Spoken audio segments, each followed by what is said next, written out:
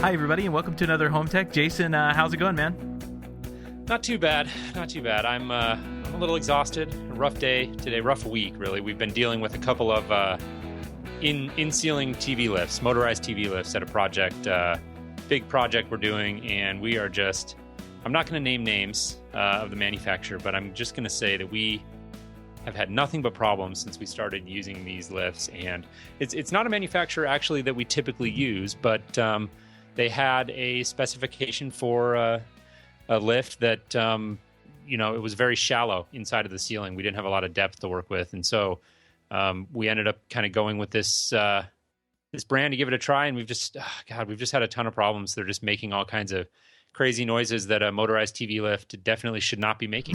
Oh man, that's not good. That's not good. Yeah.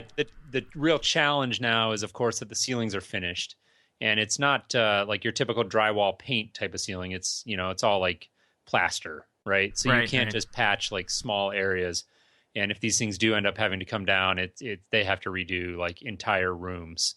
Oh wow, that's so we're sweating a little bit. The manufacturer is being good. They're trying to do right and get us taken care of. But yeah, it's just adventures in lift installs, right? I mean, it's always a challenge, and when things get off the rails, it can get hairy in a hurry.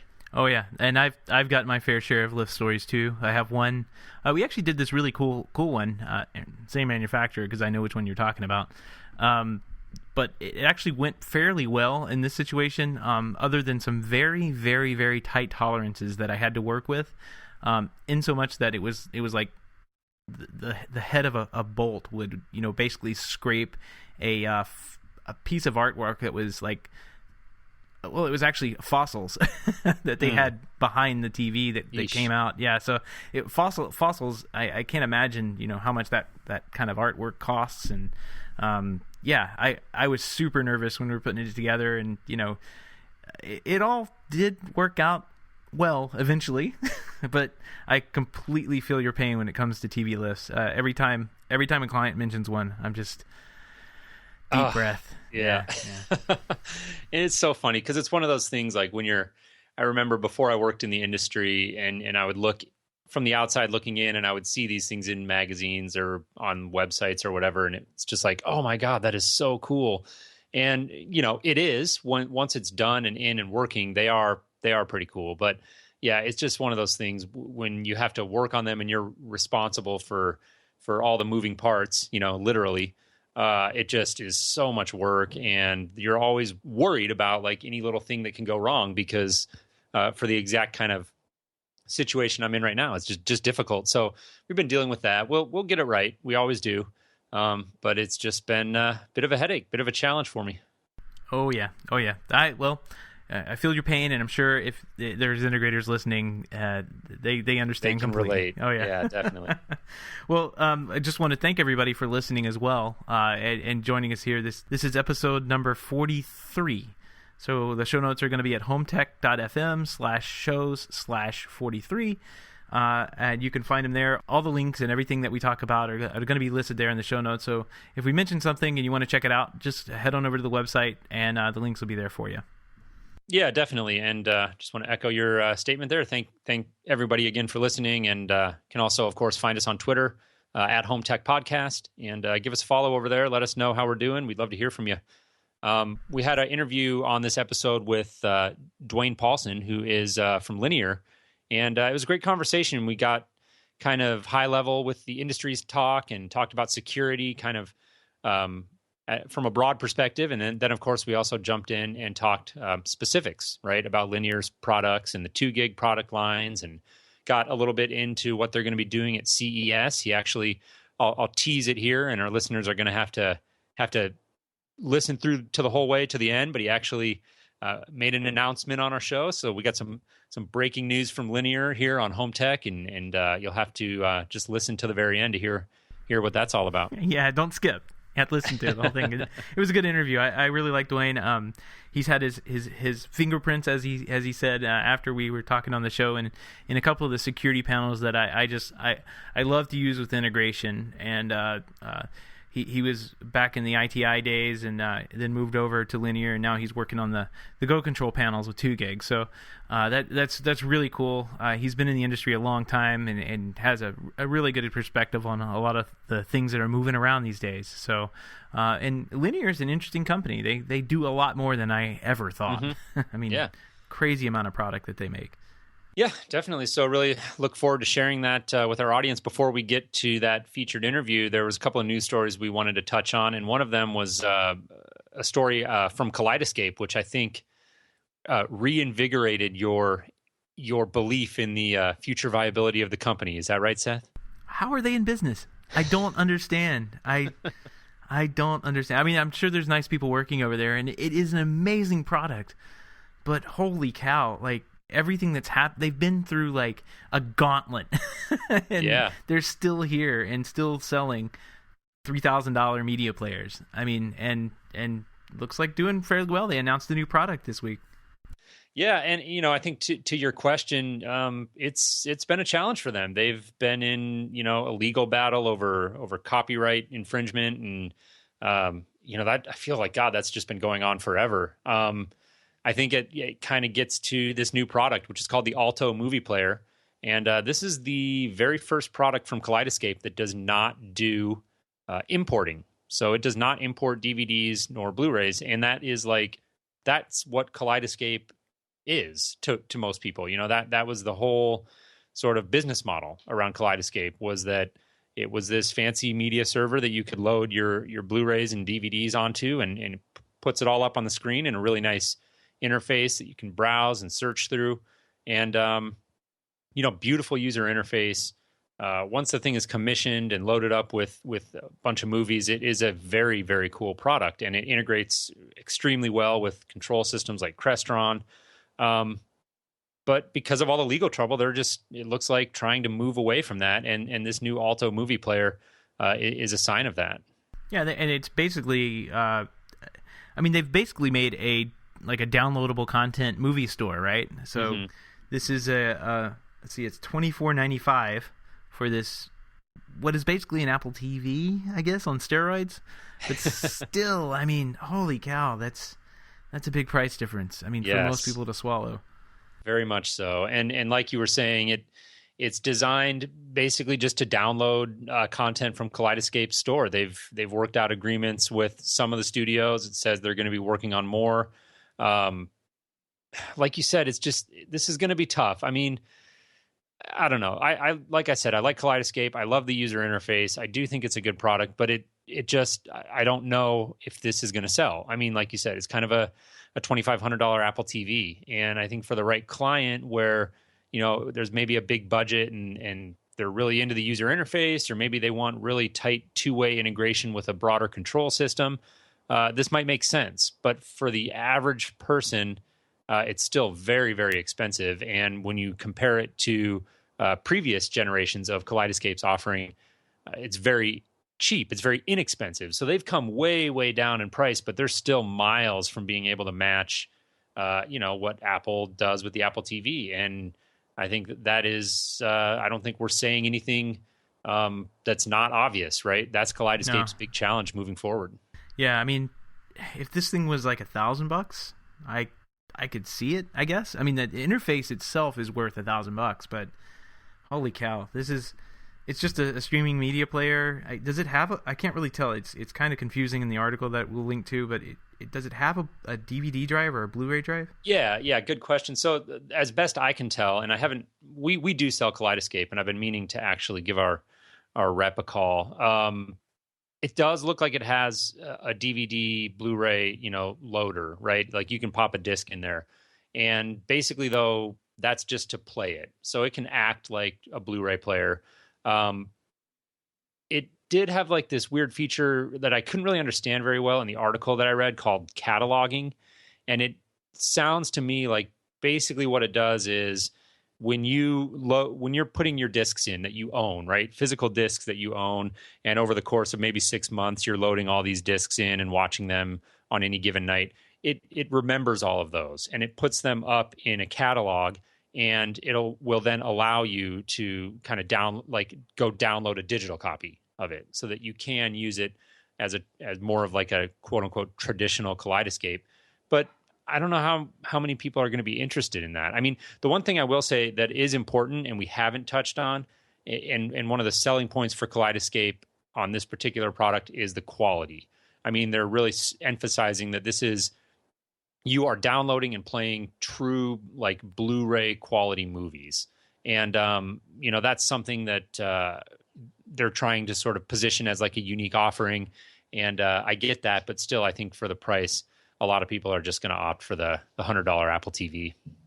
Yeah. I mean, for $2,500, you could buy an Apple TV and how many iTunes movies? I mean, it's a life's worth. Yeah, it's a tough call here, it looks like they're discontinuing the Cinema One. It's going to be over the next 2 or 3 months phased out. So, looks like it's just that and their upper end tier. Yeah. Kind of crazy. I don't know what to think, but at least it's not an Amazon Fire TV, because if you jailbroke one of those this week, it looks like they bricked them. Yeah, I kind of had to laugh when I read this story. I mean, I don't know about you. I'm not a guy who jailbreaks devices. Like, I'm usually, and it's not because I'm like morally opposed to it or anything like that. It's just I usually don't feel compelled to. Like, the gadgets and technology that I have in my life, I'm perfectly happy with them the way they are. They do everything that I want them to do. I don't really feel compelled to like futz with them and try to hack them and do more with them. But a lot of people do. I mean, I get why. It's fun to tinker and you can unlock like features that you wouldn't be able to use otherwise. But Amazon just they just decided to kind of draw, I guess, a hard line here. And they released an update for the Fire TVs that basically, if you had jailbroken it, it is now a brick. Crazy. Yeah, well, I mean, the article is linked, that we'll link in the show notes, says something along the lines, well, these guys are selling the Fire TV at or below their cost just so you will go onto their store and buy their content, not so you'll use it for somebody else's content, or maybe playing your own content that you have like on a server or something at home. So I can understand it. It's just kind of definitely a funny thing to happen. So when I read the story, I thought about the guys on the dev team, that put this code together, and I'm sure to them it was just sweet. Yeah, well, I mean, it's unfortunate, but yeah, it looks like they that if you have jailbroken your Amazon, do not upgrade it. Yeah, because it will just be a nice little brick that you have living in your home. I guess the good news is, if you're in that boat, they're so cheap that you can just go buy another and jailbreak it and see what happens. I don't know. The one thing I was wondering is, and I don't know if you'll know this, but like, wouldn't there be a way to just turn like automatic updates off? I mean, I just kind of was like scratching my head a little bit on that. I would kind of figure that if you had a jailbroken device, that it wouldn't necessarily be subject to like automatic updates, but I don't know. Who knows? I don't know. It depends on their architecture, I guess. Yeah. But you would think maybe in the next jailbreak they would include that little feature where it doesn't automatically update. It's a cat and mouse game, isn't it? Yeah, exactly. All right, so without further ado, I think we'll jump into our conversation here. Again, we had Duane Paulson. He's the Senior Vice President of Product and Market Development at Linear. We really enjoyed the conversation. We hope you do too. And once again, thank you so much for listening to HomeTech.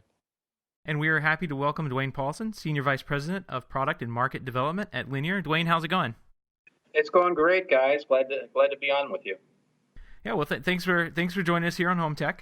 I guess, Duane, can you just I know your name from a number of different things through the industry over the years, because I kind of have a background.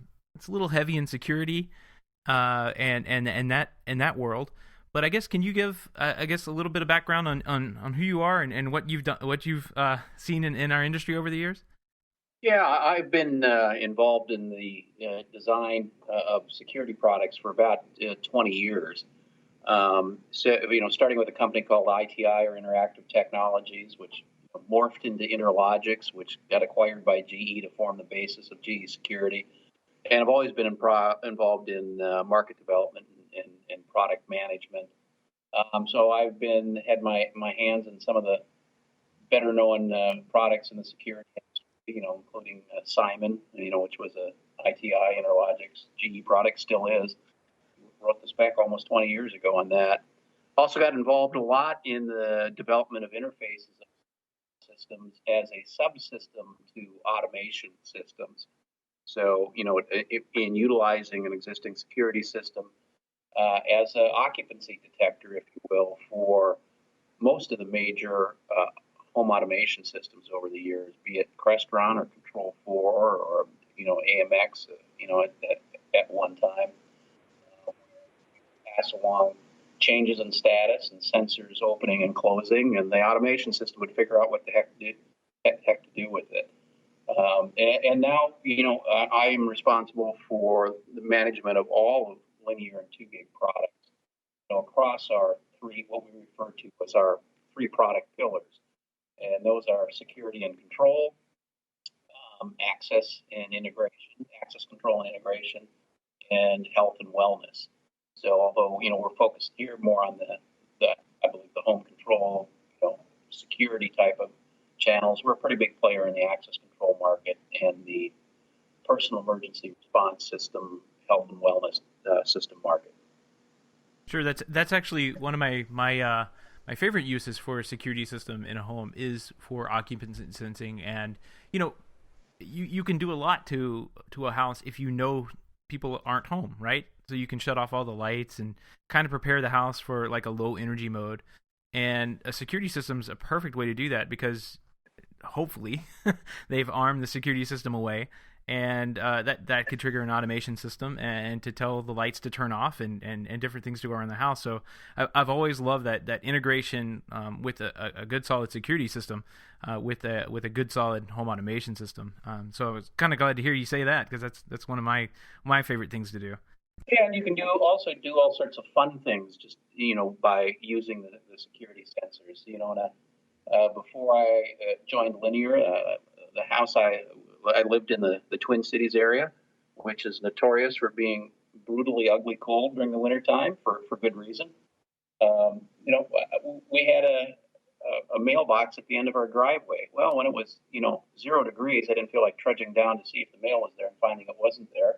So I simply put a security sensor in the mailbox, and when the mailman came and opened up the mailbox at the end of the driveway, that sensor reported back to the alarm panel, which passed it along to the automation system, which launched a WAV file that consisted of the old AOL, "You've got mail." That's awesome. Yeah, so you can do fun things with it that are not, using the same sensors, but for things that are not necessarily security related. Right, exactly, and that's definitely something fun to do with security systems. You can use them for home safety, and a lot of times you get like fire safety out of it too. But definitely hooking that into for more fun, like you said, fun things like that, and just general automation and occupancy triggers really expand the house, I think, way beyond what just a normal security system could do and be just sitting on the wall and monitoring the perimeter of the house. So yeah, I always encourage my clients to think about that when we're talking about installing a security system alongside a home automation system. So I know you've been at Linear for a couple of years. Can you give me a little background on the history of Linear and where they come from? Sure. Linear is an interesting company, but it's really reinvented itself over the past 3 years or so. I've been here just shy of 3 years. Being in the industry, I'd always, from the outside looking in, I'd always considered Linear kind of this sleepy little company. But what we've become is actually the largest home control company in the world. Our 2 gig product line, according to Parks Associates, is the most widely sold home control system in the world, with just shy of 2 million systems installed. And we're also the world's largest Z-Wave device manufacturer. Linear's history really is about 50 years old, and its heritage is wireless design and development. Linear was literally one of the inventors of wireless garage door openers. They were an add-on module at one time, and they began making those decades ago. And we still make millions and millions of wireless devices and sensors annually, not only for ourselves and our 2 gig product line, but we make devices for some of the leading new market entrants in the home control space. If you've seen the AT&T Digital Life commercials, with the old couple sitting on their front porch, we make almost all of AT&T Digital Living, devices. DirecTV is launching a program through their LifeShield acquisition. We make a lot of their product. We make product even for some of our what people would consider our competitors in the security world. So a significant part of our business is wireless design and also OEM and ODM work for others. Very cool. So you mentioned wireless design there. I think this would be a good time to touch on that because it's obviously a topic of much discussion in the smart home right now. Is the varying wireless protocols and kind of the pros and cons of each, and what's going to happen? Is there eventually going to be one to rule them all, or do they all kind of have their place? I know you guys have to a certain extent, anyways, hitched your wagon to Z-Wave. Can you talk a little bit about the reasoning there? Yeah, and frankly, it's completely opportunistic. We are the largest manufacturer of Z-Wave devices, but we're not evangelists for it. It is within the security industry, it is the wireless protocol standard that has become almost ubiquitous for other devices, and by other devices I mean non-security devices, not door sensors or PIRs or smoke detectors or those kinds of things that are used by the security system for life safety purposes, but for the attachments of thermostats, door locks, lighting control devices. Within the security industry, Z-Wave far and away is the dominant player. Frankly, in part because of the 2 gig product line really helped establish it in the marketplace. But we will be launching Zigbee devices. We have our next generation Go control panel will have both Wi-Fi and Bluetooth built into it. So we kind of we're an equal opportunity RF. If the customers want it, we'll incorporate it. But our focus clearly has been on Z-Wave. Kind of one of the, to me, sometimes I get a little bit flippant, but one of the big oxymorons in the technology and home control world is the phrase "new standard." Oh yeah. How can it be a standard if it's new? Yeah. And it seems like there's always people trying to organizations trying to establish a new standard. Frankly, in part because they want to lead the world their direction. They've got particular motivations, to do so. Or in the world of the Internet of Things and the connected home, everybody sees a parade leaving the parade ground, and they're all trying to rush to the head of the parade, to lead the parade. To answer your question, I don't see in the immediate future that we will get down to a single standard. And the history of a standard being designed and implemented by a committee, or the history of that being done successfully is extremely limited. Mm-hmm. The market, I think, will decide which of these various home control protocols will win. But I think for the very foreseeable future, you will continue to see, Wi-Fi and Bluetooth and Zigbee and Z-Wave as viable options. Yeah, I think Bluetooth. Definitely. I think Bluetooth and Wi-Fi will begin to play a bigger role in the home control world than we've seen to date, just because of some of the things that they've been able to accomplish recently with, power management and with even mesh networking. Right, and they're on more devices. I mean, they're on every cell phone out there at this point in time. So, there's a lot of security systems out there, but not quite as many as there are cell phones in the world. No, that's absolutely right. But each of these has their own, upside and downside. The sub gigahertz, frequencies, in the 300 megahertz, 400 megahertz, typically used in North America for security system devices, motion detectors and door window sensors. They're very good at sending little packets of information a long way. I mean, it's essentially not a heck of a lot more sophisticated than a garage door opener, but the magic in that is getting that, 345 megahertz door window sensor to go 1,000 plus feet as opposed to 30 feet. Mm-hmm. Now, there are obviously downsides to that too. It's small packets of data. It can't carry audio. It can't carry video. So very limited bandwidth. But they're very good at power management. Whereas Wi-Fi, it's ubiquitous. It's used by a lot of things, but to date have been power hogs. And it's very hard to make a battery-operated Wi-Fi device.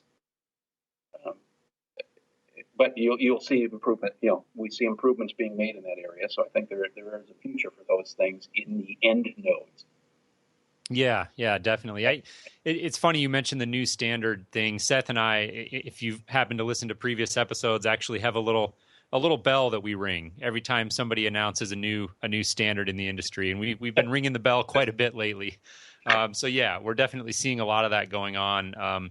I think you make some interesting points about Wi-Fi and Bluetooth, which actually calls to mind, as you alluded to, the next generation panel that you guys have coming out, the GC3. Can you touch on that panel? Maybe talk about some of the features and when that will be available? Yeah, absolutely. So the GC3, which is a shorthand for Go Control 3, is the next generation of our Go Control platform. The existing platform will remain, and we will continue to improve it. So this is in addition to, not instead of. A couple of things that are very obvious, about it. It's got a larger touchscreen built in, a 7-inch, touchscreen with, a great resolution on it. A capacitive touch, screen, as well as the two buttons that are on it are capacitive touch.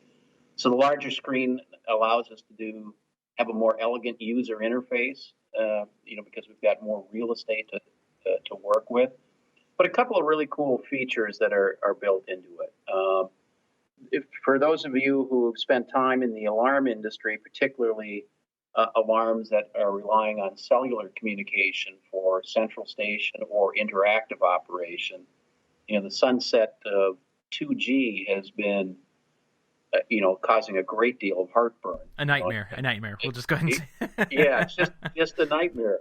So what we did is we tried to think about, okay, what can we do? We can't control that as as linear or 2 gig. We can't control what the wireless carriers are going to do. But when not if, when they change their technology the next time, we can eliminate a lot of the headaches. And so what we've done is we've developed a user changeable cell phone radio module. Oh, cool. Yeah, so you can even hot swap it. So literally, when they go from 3G to 12G or whatever they do next, you can mail out your customer in a little padded envelope the little cellular slide tray, and by pushing a button and sliding the old one off and sliding the new one in and hot swapping it, you're up and running, and you can upgrade their cellular communications without having to do the expensive truck roll. So we've got filed a provisional patent on that. As I mentioned, we've got Wi-Fi built into it largely for communications. Security dealers are becoming more accepting of broadband as a communication path, and than they have been in the past. Bluetooth, I think there's several things that we can plan to do with that.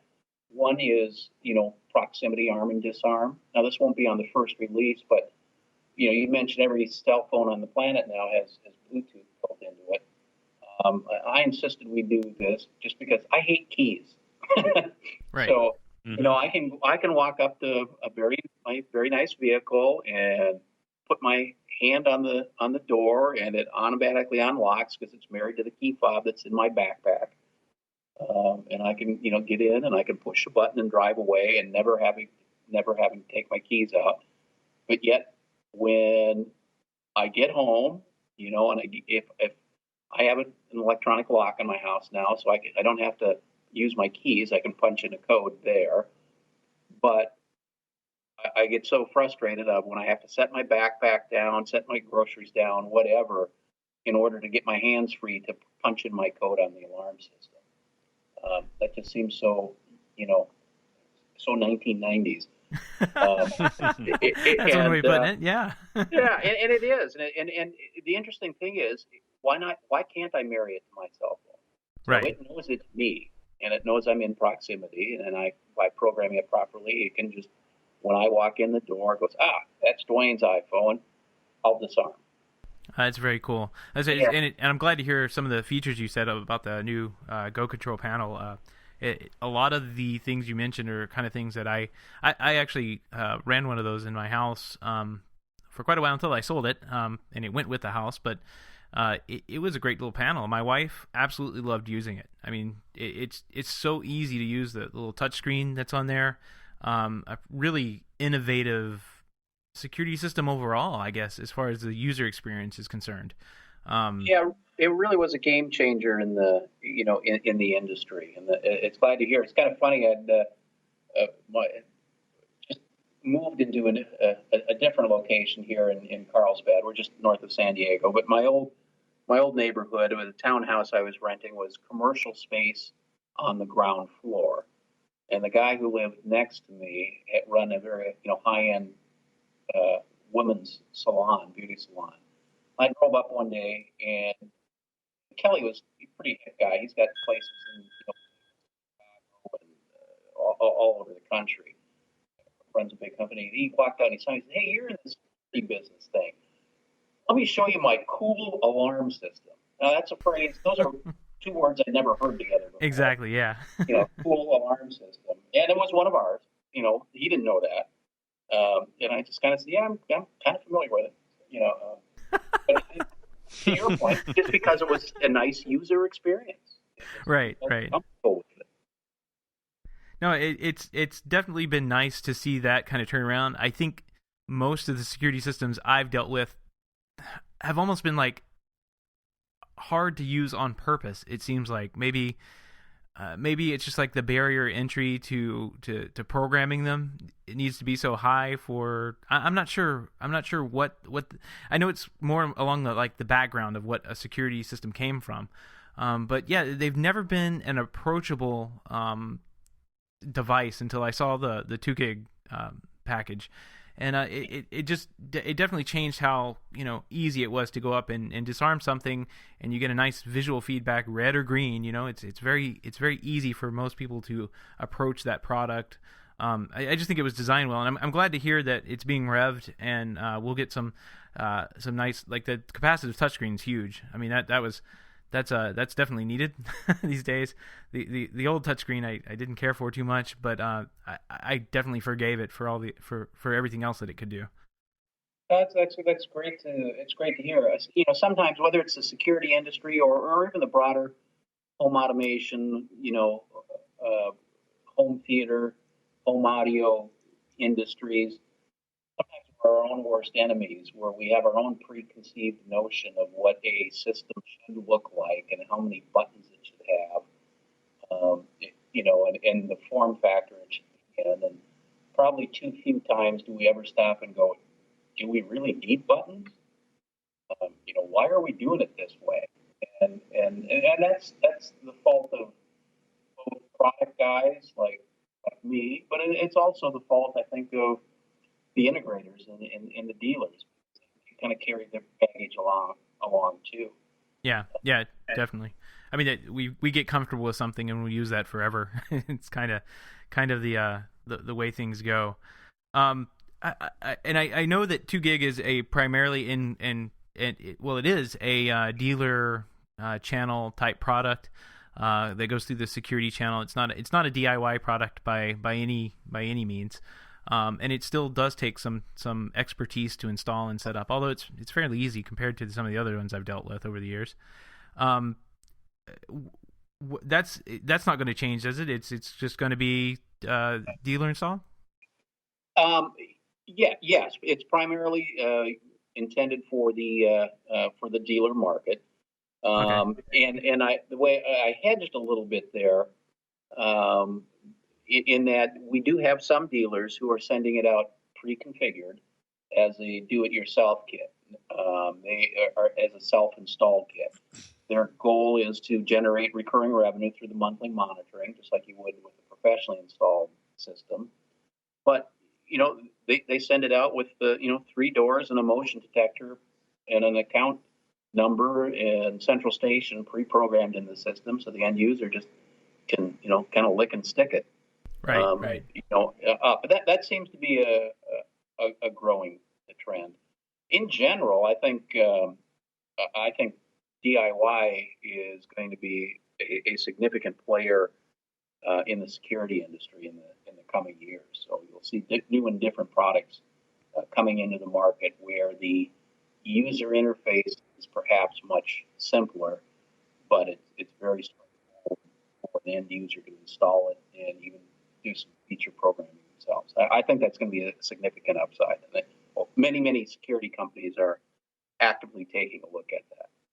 Yeah, most definitely. I mean, we're seeing a lot of products become available that are just designed for that, straight to consumer type of product. Kind of comes out of the box, does some basic home monitoring, gives you remote monitoring by way of like mobile alerts and things of that nature. Birdie, Canary come to mind. Those are a couple of examples. As far as linear goes, I mean, you guys obviously have to be watching this market very closely. And what are you guys doing to kind of adapt? Can you talk about any plans you have or anything that you guys are doing to kind of stay relevant in the face of kind of increased competition from the DIY offerings coming to market? Yeah, absolutely. And in fact, we make, again, our heritage being wireless devices, we make and provide wireless devices into some of those DIY offerings. So if you go into, Lowe's Iris program, for instance, you go into a Lowe's store and buy an Iris. A couple of products that they've got is a Z-Wave based glass break detector, but probably even cooler is the Z-Wave based garage door controller, where you can retrofit that to almost any existing garage door opener, and it knows if your garage door is open or closed, and when it opens, it can have the Iris trigger, a sequence of events, a scene, if you will. So, light a path completely into the house through, Z-Wave enabled, light switches or plug-in modules. Adjust the thermostat, unlock that Z-Wave door lock. That Iris garage door controller is ours. We make that, put Iris brand name on it, and so we play in that DIY market by providing several of the attached devices to some. Oh yeah, that makes sense. So that's one way we're playing it. We are looking at different designs, and in addition to the existing hub manufacturers, keep on top of of who's doing what to whom. I don't think that the DIY is only for the direct to end user play. I think you will find a lot of the security service providers in the DIY market, and for a couple of different reasons. Number one, we as an industry have shown that about 20% of residences have an alarm system, and it's been that way for about 20 years. So it hasn't really broken past that. So that tells me that the other 80%, either they don't want anything or they want something different than what is currently being offered. And I give the example, and I gave it, in fact, just yesterday to one of the largest security service companies in North America. It's an example of my 25-year-old daughter. I'm sorry, but she's not going to pay an alarm company, $40 a month or whatever to monitor her apartment. That's just not going to happen. Now, would she want a device that provided some sort of security that she'd be willing to pay up front a couple $300 for it and then self-monitor? Yeah, in a heartbeat. And would she be willing, if she wanted to do now some video storage or some more advanced interactivity, to participate in a freemium model? In other words, basic interactivity for, the ability to arm and disarm and receive a text message for free. But if I wanted to do anything more elaborate, pay $5-10 a month? Yeah, she would. That's $5 or $10 a month that they're not collecting from her now, and that they would never collect from her under the original business model. Yeah, right. Yeah, very true. There's a lot of room for different offerings there. Sorry, I didn't mean to cut you off there. Lot of room for different offerings, though, and I mean, I think you're exactly right. There's different segments of the market that just aren't really being served yet, and increasingly we're seeing the DIY end of the market get more attention, and rightfully so. I think we are kind of running up against our time here, Duane, and I wanted to give you a chance. I know we are about approximately a month out from CES at the time of this recording, and can you give us a little preview, give our audience a little preview of what we might be able to expect from Linear at CES this year? Yeah, absolutely. So we'll be exhibiting in the Sands in the new Smart Home Pavilion that CES is going to have this year. I've been real active in the Consumer Electronics Association over the years, sitting on the board of directors. Mike O'Neill, who's president of Linear, is currently on the board of directors, so we're very involved in it. But we are actually going to have a fairly large presence, not only of including our Linear product and 2 gig product, but from also some of the other Nortech companies. And for those of you listeners who may not know, we also make Speakercraft products, Elan, Niles. So we will have some of their new Elan controller in our booth. We'll have some new Speakercraft speaker in our booth. And this always gets a kind of a chuckle. And even Brone Newtone, which is the Nortech company. So yes, yep. The Bath Fan company. Bath Fan company, yeah. Will be demonstrating the audio bath fan, the Bluetooth-enabled bath fan. Nice. in our booth. I actually hadn't heard of that. Actually, I've been in the market for a bath fan recently, and I actually ran across one of those and was pretty amazed by what you could do with it. So. Funny. Well, it's kind of funny because, it's the classic example is, now your teenage daughter will take even longer showers because she'll be streaming, iTunes from her phone while she's in the shower. But the other kind of goofy thing is they discovered that some people actually want the bath fans to be a little louder right. to cover up other noises. Yeah. And so why not crank up the tunes? Well, yeah, we'll be in the South Hall, and you heard it here first. We will be announcing our new company name at CES. So Linear is renaming itself Nortech Security and Control to better reflect. Oh, really? Yeah. It's to better reflect what we're doing in the marketplace. Yes, we're a security company, but we're also the world's largest world's best-selling home control platform. So you'll look for us in the show floor guide under Nortech Security and Control. Very right cool. On. Very cool. Yeah, we. I was looking through. I've known Linear for years for kind of like the call boxes you have out front on some of the like gate call boxes and that kind of thing. And I was going through the website last night going, holy cow, they make this. Holy cow, they make this. It's just, there's so many security and access control products. Even IEI, I didn't realize was a Linear company, or, that they're a big commercial access control system that you can put in. It has like web management. It was one of the like a pretty nice little access control system. I've used a couple in the back when I was doing that. But yeah, so that's really exciting news. You guys are going to be rebranding there at CES, and thanks for sharing it with us here on Home Tech. We really appreciate that. If anybody wants to reach out to you or find out more about Linear, where would you send them? Well, obviously, you can go straight to our website, which is linearcorp.com, or you can go to 2gig.com, and from either of those websites, you can get to all of our product information. You can also follow us on both 2Gig and Linear on Facebook and Twitter. Or you can even follow me on Twitter, which my handle is simply Duane, D-U-A-N-E, Paulson, Paulson. Very cool. Well, Duane, thanks for joining us here on Home Tech, and with that, we'll let you go. All right. Thanks a lot, guys. Really appreciate it being invited. All right. Thanks, Duane.